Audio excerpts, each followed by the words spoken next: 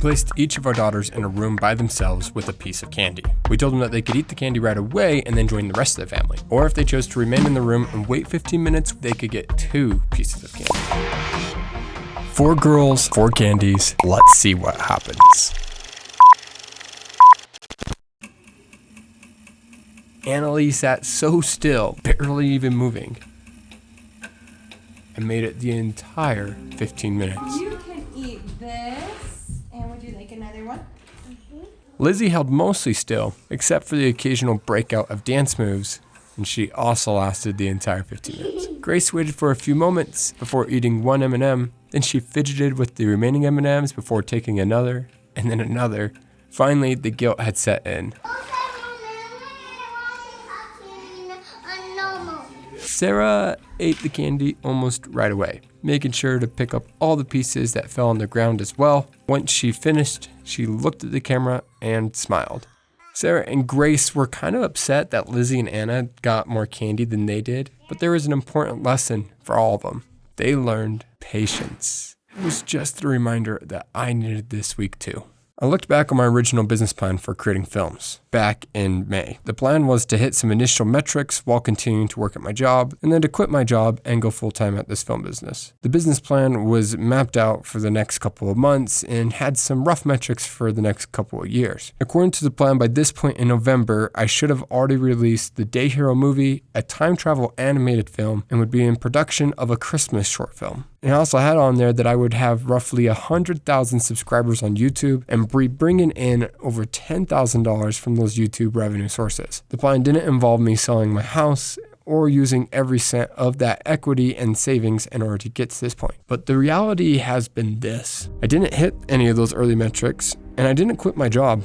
I was laid off. I did sell my house, and I've spent $85,661.57 of our equity and savings in order to support this film business idea. If that sounds like a lot of money, it's because it is. The channel doesn't sit near that 100,000 subscribers, but closer to 100. And so far, we haven't seen our first penny from starting this, and likely won't for quite some time. Do I have any regrets for the decisions I've made up to this point? Absolutely not. Do I question and think about where I'm going and how I'm going about it? Nearly every day. But I've always come down to the same conclusion, that this is what I want and this is how I want to go about it. Some may be feeling some strong urges to judge me right now.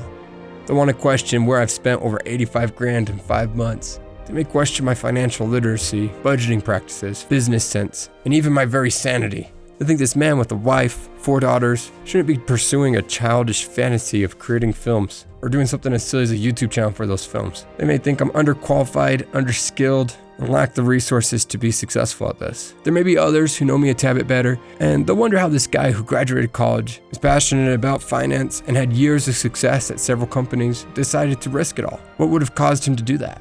There may be some out there questioning me like this, and sometimes I ask myself the same questions. Before we decided to sell our home, my wife and I were discussing one night the future of Pollard Pictures. We were talking about how, in theory, we liked the idea of owning a film company and being business owners. But in actuality, the amount of effort, risk, sacrifice probably just wasn't worth it.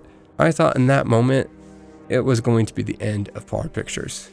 It seemed like we were leaning towards the decision to discontinue. And making films would just remain a hobby of mine, and I would return to the workplace to provide for my family. I said to her something along the lines of, yeah, I like in theory owning a large film production company, because no one else is going to do it the way I am. No one else is going to hold the same standards, beliefs, and ethics. Movies that have stories of a better world, wholesome, clean, uplifting, and inspiring. Movies that don't have curse words, vulgarity, sexuality, or violence. A lot of the entertainment out there tend to portray life as uglier and harsher than it really is, but mine will show a better, happier, and more satisfying model for living. It will show strong families and relationships. And if I don't do it, no one else will. No one else is going to do what I would do if I owned it. My intention that night was to quit Pollard Pictures. But as I spoke about why I wanted to do it in the first place, there was this deep feeling that came with inside of me. Sense that I would never be satisfied doing anything else except this. It was my calling, my mission in life, to influence where I could through these stories. Each time I've considered to change directions, back out, or quit, I found myself on my knees praying, asking the Lord, what is it that I should do? The outcome has always been the same. Peace, to trust Him, peace to keep moving forward, Each time I've hit a wall on how we might be able to do something, His inspiration has always come. As much stress, anxiety, and sacrifice this journey has taken, it pales in comparison to the incredible joy and divine help that has been there along the way. I haven't just seen God's hand and His miracles, but I felt as if He's encompassed Himself around me and even carrying me forward at the times that I couldn't walk. So with His help, it's time for me to practice a bit of that patience myself. And let's keep going forward, and let's make that Christmas movie.